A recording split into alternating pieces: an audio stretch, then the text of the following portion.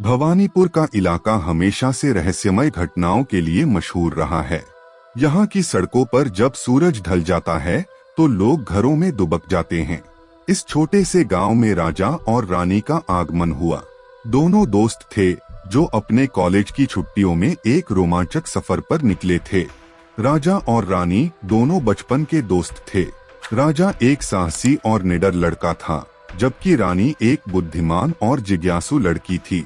उनके दोस्त अक्सर उन्हें अविनाशी जोड़ी कहकर बुलाते थे। वे हमेशा नई जगहों की खोज में रहते थे और अद्वितीय अनुभवों की तलाश में रहते थे। एक दिन उन्होंने भवानीपुर के बारे में सुना, जो अपनी रहस्यमय कहानियों के लिए मशहूर था। उन्हें वहां जाने का विचार आया और उन्होंने अपनी यात्रा की योजना बनाई।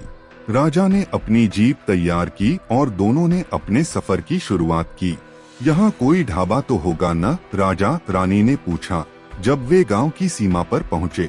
हाँ, सुना है यहाँ एक ढाबा है, लेकिन लोग कहते हैं कि वो भूतिया है, राजा ने मुस्कुराते हुए जवाब दिया। रानी ने राजा की बात पर हंसते हुए कहा, तो फिर और मजा आएगा। शाम के ढलते ही राजा और रानी भवानीपुर पहुँचे। वहाँ का एकमात्र ढाबा, जिसका नाम भूतिया ढाबा था, दूर से ही दिखाई दे रहा था। ढाबे का माहौल अजीब था। हवा में एक अजीब सी ठंडक और अंधेरे में एक डरावना सन्नाटा था। राजा और रानी ने ढाबे के अंदर कदम रखा। अंदर का माहौल भी बहुत अजीब था। एक बूढ़ा आदमी काउंटर पर बैठा था, जो उन दोनों को देखकर मुस्कुराया। आपका स्वागत है, मैं ढाबे का मालिक हूँ, बूढ़े आदमी ने कहा। यहाँ खाना बहुत अच्छा मिलता है। राजा और रानी ने कुछ खाने का ऑर्डर किया और एक कोने में बैठ गए। खाना सचमुच बहुत स्वादिष्ट था, लेकिन रानी ने महसूस किया कि कुछ गड़बड़ है। राजा, क्या तुम्हें भी ऐसा लग रहा है कि यहाँ कुछ अजीब है? रानी ने पूछा। राजा ने भी हाँ में सिर हिलाया। हाँ, मुझे भी ऐसा ही लग रहा है। खाना खत्म करने के बाद दोनों ने सोने के लिए एक कमरा ले लिया। रात के गहराते ही ढाबे में अजीब घटनाएं होने लगी। कमरे में रखी घड़ी अपने आप चलने लगी और हवा में एक अजीब सी खुशबू फैल गई। रानी ने खिड़की से बाहर देखा तो उसे लगा कि एक छाया धीरे धीरे उनकी ओर बढ़ रही है। डर के मारे उसने राजा को जगाया। राजा, देखो, बाहर कोई है, रानी ने घबराते हुए कहा। राजा ने खिड़की से बाहर देखा, लेकिन उसे कुछ नहीं दिखा। शायद तुम्हारा वहम होगा रानी, चलो सो जाते हैं। लेकिन रानी का दिल नहीं मान रहा था। थोड़ी देर बाद कमरे की लाइट अपने आप बंद हो गई। दोनों को लगा कि कुछ गड़बड़ है और वे बाहर निकल आए। ढाबे के बाहर निकलते ही उन्हें वह बूढ़ा आदमी दिखा। वह अजीब तरीके से हंस रहा था। तुम लोग यहाँ क्यों आए हो? बूढ़े ने पूछा। हम यहाँ बस खाना खाने और रुकने आए थे, राजा ने जवाब दिया। बूढ़े ने एक गहरी सांस ली और बोला, तुम्हें पता है यह ढाबा क्यों भूतिया कहलाता है? यहाँ हर साल एक रात कुछ लोग गायब हो जाते हैं और उनकी आत्माएं यहीं भटकती हैं। राजा और रानी ने डरते हुए एक दूसरे को देखा। तो क्या आप भी? राजा ने हिचकिचाते हुए पूछा। बूढ़े ने हंसते हुए कहा, मैं वही हूँ जो इन आत्माओं को यहाँ बुलाता हूँ। अब तुम दोनों भी इस रहस्य का हिस्सा बनोगे। राजा और रानी ने भागने की कोशिश की, लेकिन ढाबे का दरवाजा बंद हो गया। दोनों ने अलग अलग दिशाओं में दौड़ लगाई। राजा ने एक कमरे में घुसकर दरवाजा बंद कर लिया, जबकि रानी छत की ओर भागी। छत पर पहुंचकर रानी ने देखा कि वहां एक पुरानी किताब पड़ी है। उसने उसे उठाया और पढ़ना शुरू किया। किताब में ढाबे की भूतिया कहानियां लिखी थीं और साथ ही एक मंत्र भी था जिससे भूतों से बचा जा सकता था। रानी ने तेजी से मंत्र पढ़ा और अचानक ढाबे के चारों ओर एक तेज रोशनी फैल गई। राजा भी उसी रोशनी की ओर भागा। जब रोशनी खत्म हुई तो बूढ़ा आदमी गायब हो चुका था। ढाबा अब बिल्कुल सामान्य लग रहा था। राजा और रानी ने राहत की सांस ली और वहां से निकलने का फैसला किया। यह तो सचमुच एक डरावनी रात थी, राजा ने कहा। हाँ, लेकिन हमें एक चीज समझ आ गई, रानी ने मुस्कुराते हुए कहा। भूतों से लड़ने का हिम्मत और बुद्धि से ही सामना किया जा सकता है। दोनों ने भवानीपुर छोड़ दिया और इस घटना को हमेशा यादगार बनाए रखा। यह कहानी इस बात का प्रतीक बन गई कि सच्चाई और हिम्मत के साथ किसी भी डर का सामना किया जा सकता है। राजा और रानी ने भवानीपुर छोड़ दिया, लेकिन उनका मन वहाँ की घटना से उभर नहीं पा रहा था। उन्होंने सोचा कि इस रहस्य को और गहराई से समझने की कोशिश करनी चाहिए, इसलिए उन्होंने स्थानीय पुस्तकालय का रुख किया। वहाँ उन्होंने भवानीपुर और उस ढाबे के बारे में पुराने दस्तावेज और किताबें पढ़नी शुरू की। पुस्तकालय के पुराने दस्तावेजों में उन्हें पता चला कि वह ढाबा पहले एक आलीशान हवेली थी। उस हवेली का मालिक एक जमींदार था जो अपने क्रूरता के लिए मशहूर था। उसने अपने नौकरों और मजदूरों पर बहुत अत्याचार किए थे। एक दिन सभी नौकरों और मजदूरों ने मिलकर उसकी हत्या कर दी और उस हवेली को आग लगा दी। तब से उस जगह को भूतिया माना जाने लगा। राजा और रानी ने सोचा कि इस कहानी के और भी पहलू हो सकते हैं। उन्होंने गांव के पुराने लोगों से बातचीत की। एक बुजुर्ग महिला, जिसे गांव में सब दादी कहते थे, ने उन्हें बताया कि जमींदार की आत्मा अभी भी उस जगह पर भटकती है और वह बदला लेने के लिए वहां आने वाले लोगों को परेशान करती है। तो वह बूढ़ा आदमी कौन था? रानी ने पूछा। दादी ने धीरे से कहा, वह बूढ़ा आदमी जमींदार का वफादार नौकर था, जिसने अपनी जान देकर भी अपने मालिक की रक्षा की कोशिश की थी। अब वह आत्मा बनकर यहाँ की रक्षा करता है। राजा और रानी ने महसूस किया कि यह रहस्य सिर्फ भूतों का नहीं था, बल्कि उसमें एक दर्दनाक इतिहास भी छिपा था। उन्होंने ठान लिया कि वे इस रहस्य को सुलझाकर ही रहेंगे। राजा और रानी ने तय किया कि वे वापस उस ढाबे में जाएंगे और वहां की आत्माओं को मुक्ति दिलाने की कोशिश करेंगे। वे दोनों अपने साथ कुछ धार्मिक सामग्री और मंत्रों की किताबें लेकर निकले। रात के समय वे वापस उस ढाबे में पहुंचे। वहां का माहौल फिर से वही डरावना था। उन्होंने ढाबे के अंदर जाकर मंत्रों का जाप शुरू किया।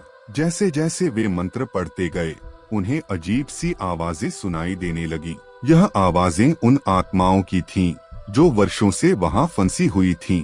राजा और रानी ने अपने साहस को बनाए रखा और मंत्र पढ़ते रहे। धीरे धीरे उन्हें महसूस हुआ कि वहां का माहौल बदल रहा है। आत्माओं की आवाजें कम होने लगीं और एक शांति फैल गई। मंत्र पढ़ते पढ़ते राजा और रानी ने देखा कि एक तेज रोशनी कमरे में फैली और उन आत्माओं ने एक एक करके अपने अपने रूप में आना शुरू किया। उन्होंने राजा और रानी को धन्यवाद दिया और धीरे धीरे रोशनी में विलीन हो गए। आखिरी में जमींदार की आत्मा भी प्रकट हुई। उसने राजा और रानी की ओर देखा। उसकी आंखों में एक अजीब सी चमक थी। तुमने मुझे और मेरी आत्माओं को मुक्ति दिलाई, जमींदार की आत्मा ने कहा।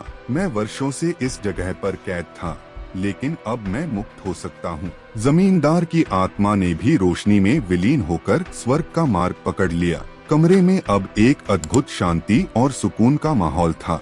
राजा और रानी ने महसूस किया कि उन्होंने एक बड़ा कार्य संपन्न किया है। राजा और रानी ने ढाबे को पीछे छोड़ दिया और अपनी यात्रा की ओर बढ़े। भवानीपुर के लोग जब सुबह उठे तो उन्हें ढाबे की हालत सामान्य लगी। वे राजा और रानी की बहादुरी के बारे में जानकर उनके प्रशंसा के गीत गाने लगे। तुम्हें क्या लगता है अब इस ढाबे का क्या होगा? रानी ने पूछा। राजा ने मुस्कुराते हुए जवाब दिया, मुझे लगता है कि अब यह ढाबा फिर से एक साधारण जगह बन जाएगा, जहां लोग बिना डर के आ जा सकेंगे। राजा और रानी ने अपनी यात्रा पूरी की और अपने कॉलेज वापस लौट गए। उनके दोस्तों ने जब उनकी इस अद्भुत यात्रा के बारे में सुना तो वे सभी आश्चर्यचकित रह गए। राजा और रानी की बहादुरी और साहस की कहानी कॉलेज में फैल गई और वे दोनों हीरो बन गए। कुछ महीनों बाद भवानीपुर का ढाबा एक लोकप्रिय पर्यटन स्थल बन गया। लोग वहां की रहस्यमय कहानियों को सुनने और उस जगह को देखने के लिए दूर दूर से आने लगे। ढाबे के नए मालिक ने वहां एक छोटा सा संग्रहालय भी बना दिया, जहां पर उस जमींदार और उसकी हवेली की कहानी को चित्रों और दस्तावेजों के माध्यम से दिखाया गया। राजा और रानी ने भवानीपुर की घटना से बहुत कुछ सीखा था। उन्होंने सोचा कि वे अपने साहस और बुद्धिमत्ता का इस्तेमाल अन्य रहस्यमय और रहस्यपूर्ण स्थानों की खोज के लिए करेंगे। उन्होंने मिलकर एक योजना बनाई कि वे एक टीम बनाएंगे और भारत के अन्य रहस्यमय स्थानों की खोज करेंगे। हमने भवानीपुर में जो किया वह सिर्फ एक शुरुआत है, राजा ने कहा। भारत में और भी कई रहस्यमय जगहें हैं जिन्हें खोजने और उनकी सच्चाई को उजागर करने की जरूरत है। रानी ने सहमति में सिर हिलाया। बिल्कुल, हम अपने अनुभवों से सीखेंगे और नई कहानियों और रहस्यों को सुलझाएंगे। राजा और रानी ने अपनी टीम बनाई और नई खोजों के लिए निकल पड़े। उन्होंने कई अन्य रहस्यमय स्थानों की यात्रा की और वहां के रहस्यों को सुलझाया। हर नई यात्रा उनके लिए एक नया अनुभव और नई चुनौती लेकर आती थी। उनकी टीम ने भारत के विभिन्न हिस्सों में यात्रा की और वहां के रहस्यमय कहानियों को दुनिया के सामने लाया। उनके इस साहसिक कार्य ने उन्हें न केवल प्रसिद्धि दिलाई बल्कि लोगों के बीच भी उन्हें एक नई पहचान दी। राजा और रानी ने अपने अनुभवों को एक किताब में लिखा जिसका नाम था भूतिया ढाबा और अन्य रहस्यमय कहानियां। यह किताब बहुत प्रसिद्ध हुई और लोगों ने उसे बहुत पसंद किया। उनकी कहानियां लोगों के दिलों में घर कर गईं और वे एक मिसाल बन गए। राजा और रानी की यह यात्रा यहीं समाप्त नहीं हुई। उन्होंने अपने अनुभवों को बांटने के लिए सेमिनार और कार्यशालाएं आयोजित की, जहां वे लोगों को रहस्यमय स्थानों की खोज और उनकी सच्चाई को उजागर करने के लिए प्रेरित करते थे। राजा और रानी की यह कहानी भवानीपुर के भूतिया ढाबे से शुरू होकर कई अन्य रहस्यमय स्थानों की खोज तक पहुंच गई।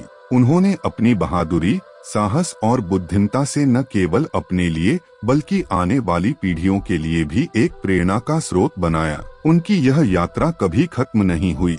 वे हमेशा नई जगहों की खोज में और नए रहस्यों को सुलझाने में लगे रहते थे। उनकी कहानी ने यह साबित कर दिया कि सच्चाई, साहस और बुद्धिमत्ता से किसी भी डर का सामना किया जा सकता है और हर रहस्य को उजागर किया जा सकता है।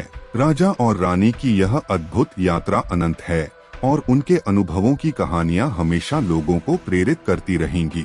भवानीपुर का भूतिया ढाबा अब सिर्फ एक कहानी नहीं बल्कि एक मिसाल बन चुका है कि किसी भी डर और रहस्य का सामना सच्चाई और साहस से किया जा सकता है। तो साथियों, आज की हमारी यह स्टोरी यहीं पर कंप्लीट होती है और मुझे पूरा यकीन है कि यह स्टोरी आपको काफी पसंद आई होगी, क्योंकि इस स्टोरी में कई सारे मोड़ थे और स्टोरी में सस्पेंस काफी और कॉमेडी भरी हुई थी। अगर आपने यह स्टोरी अंत तक सुनी है तो मुझे कमेंट में जरूर बताएं कि यह स्टोरी आपको कैसी लगी, क्योंकि काफी कम लोग ऐसे होते हैं जो सबसे आखिर तक कहानी को सुनते हैं, लेकिन आप उन चुनिंदा लोगों में से एक हैं जो आखिर तक इस स्टोरी को सुन रहे हैं। तो मैं तहे दिल से और हृदय की गहराई से आपका और आपके परिवार को धन्यवाद करता हूं और उम्मीद करता हूं कि यह स्टोरी आप अपने दोस्तों के साथ भी शेयर करेंगे। तो तब तक के लिए आगे आने वाली स्टोरी का वेट कीजिए और अपना ख्याल रखिए और दूसरों का भी ख्याल रखिए। खुदा हाफिज।